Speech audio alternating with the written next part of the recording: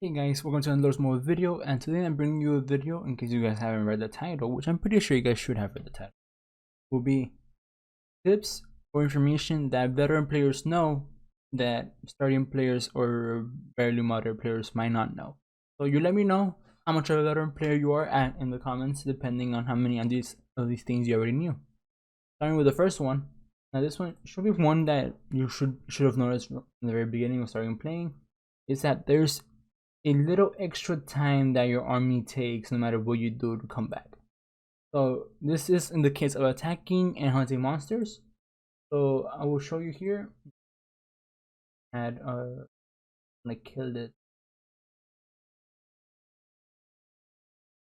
Whoops. Okay, hello. Alright, so marching time, you can see right here, it starts setup is 11 seconds when it's coming back. That means it added some time. This is the march time to it is 6 seconds. So the amount of time that it adds is it's about a 4.5 second animation time. So it takes about 4.5 seconds as it's doing the animation, and that's added to the return time. So whenever you have a march going to attack a monster, you better make sure to remember that. So in case you're even attacking a monster right next to you, that is a 1 second march. 1 second march going that way, and the 5 second march returning, because it's the 4.5 seconds of animation. So that's the first one. All right. Next one is not one that you really would think about. Is the initials MM. Now, what do I mean MM? For all you free-to-play players or players that have never been into a line chat or people setting accounts, MM stands for million might. That's what every player knows it about. Any player that does not buy stuff with money from or buy accounts or has seen buying accounts. When you go into another chat rooms that do have people that sell accounts, MM stands for middleman. And it's usually how much they charge for the service of them securing the transaction to being secured, right? Of course, granted, this is against terms and service of the game, but they're still doing it, right? Like they still have bots in the game, and we haven't really stopped that from happening. But MM stands for both million might if you're a regular player, and then a middleman if you're a player that spends money outside of the game for the game. Right. Next one is stat talking. Now, what do I mean by stat talking? So throughout my whole 5 years of playing, or 5 plus 5 years, I think it's 5 years right now, 5 plus years of playing, there's always been this issue when people talk stats. People always bring big numbers thinking they have big stats because that's what stats that readily show or talk about, but they don't know how those stats are actually talked about. So what do I mean by this? So whenever you go to your stats, as you can see right now, I have my monster gear on, so you won't see any of it. And then here's the difference. When you go here, we have right here this grade number. Now these grade numbers in your army stats, those are your base stats. This means stats without a leader, stats without gear, without talents, because you need your leader for gear and talents to be implemented. Now the green number, people think you need to add these two numbers for your stats. Sometimes that's not the case. You always will be talking stats. My stats with the leader will be the green ones, the one right here on the right.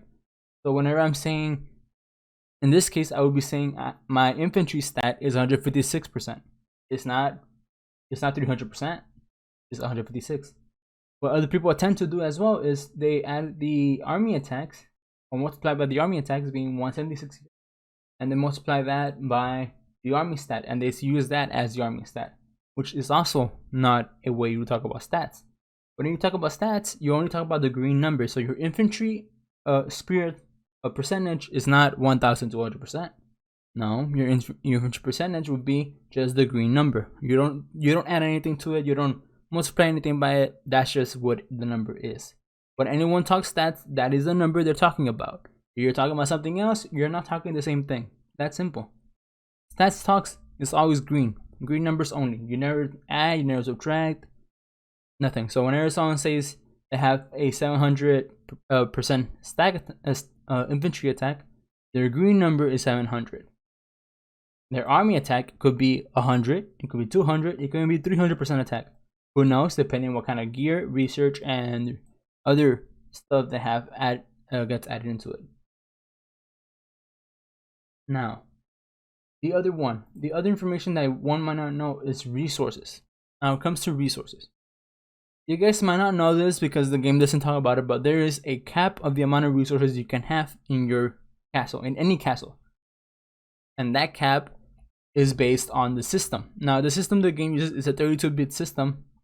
That means that the most resources accounts can have is the amount of number, the biggest number the 32-bit system can generate. And in this case, that number is around 4.3 billion of each resource. Now, you want the exact number is 4,294,967,295 resources. That is of each resource that's not total. So you can have 4.24 million gold, another 4.2 million ore, and so on and so forth. And what that means, once your castle reaches that amount, whenever someone sends you resources that exceed that exact amount, they will be lost. I have not been seeing any or heard of anyone getting the resources back whenever the cap is met. So that is what happens. The resources are lost. So you want the resource away, make sure you hit cap and then just keep sending the same resource to it. But that is the cap of 4.29 billion of each resource. So 2.3 billion, that's the general number you should remember. That's the cap. Once it reaches that number, send resource elsewhere to the castle, because you're just going to be wasting it, spending it all. Next one is the worst phalanx you can ever defend in. Alright, now why do I say there's the worst phalanx? So I want to explain to this one to you, so you guys can kind of understand. Let's give speed a speed number to each of the troop types, being by the slowest being 1 and the fastest being 4. Siege will be the slowest of all the troops, being 1, right? That will be the number we're using, 1. The next, the one that's faster than it but not faster than any other ones would be the infantry. Infantry will have a speed of 2.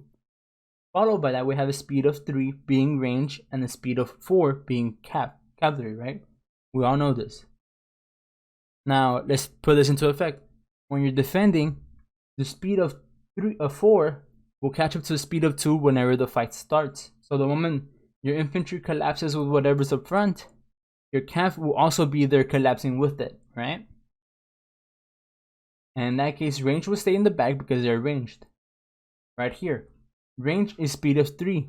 The thing is, they will stop the moment the enemy gets in range, letting the speed of 2 and speed of 4 match up right in front of them by the moment with their units connect, right?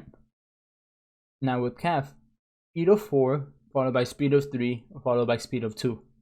This means cav will hit first, they'll be fighting alone, waiting for range to get close enough to, your archers to get close enough to actually shoot the other troops. And then you start to wait for your infantry that all the way back here to pass the range and then get close enough to the cav to help them out. Now, knowing this information, which of these 3 you think is the worst of phalanx to ever defend in?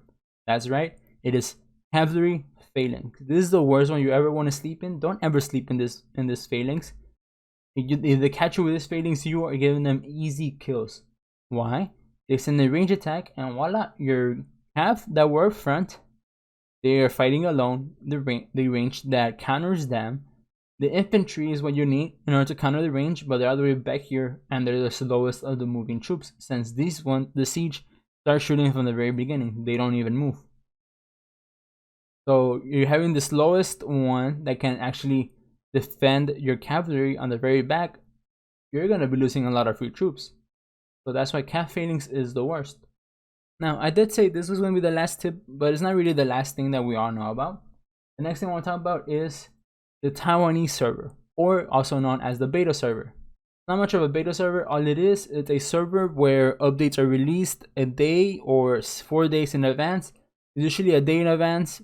4 days in advance are for big updates where they need to do bug testing and bug proving. But that's where they go to first, and that means their events are so advanced. So as you see right here, we have KVK starting in one day, and just give me the time. No, so it's 1 day. It's between 24 and 48 hours. That's the timing on KVK. Right. Now, if we go to the Taiwanese server, let's see. Let me minimize my main account, and let me see. Right here. Is that it? That didn't work. This one. Here we go. And this is a Taiwanese server right here. And you see, KVK, it's already below 24 hours, so this no longer shows 1 day. And now I also see the Guildfest event coming out. So the Taiwanese server, if you want to know how to get to it, I'll leave a link down in the description, as well as one of the 2 cards at the end showing a video of how to get into the Taiwanese server that I've made before. But this is the Taiwanese server. This is where you will see me do all the early update videos, where I talked about Sanctuary when I made that video back in the day. But yeah, now talking about all of those, now there's only one more I want to show you. One last thing that veteran players should know, and that you might want to know, and that is subscribe to my channel. That's right, subscribe to my channel, look at all my videos, or just watch all my videos. I have a lot of videos giving tips for different little specific things in the game. Any knowledge I have, any knowledge I've researched, any experience I put into the game. 5 years of playing. For familiars, I spent 6 months of me personally testing different strategies. For troop training, I did 40 million troops, 40 million troops, to figure out different speeds. I've done healings tests. I've done sanctuary tests. I've done tips and tricks for different events, how to get done with events quickly. Which other different research things that I've done myself, with all the technical details, along with some other random videos and an occasional rally video. So subscribe. You want more information? You can ask me in the comments. I'll make a video about it, or I'll respond to you personally if it's gonna be something fast and easy to talk about.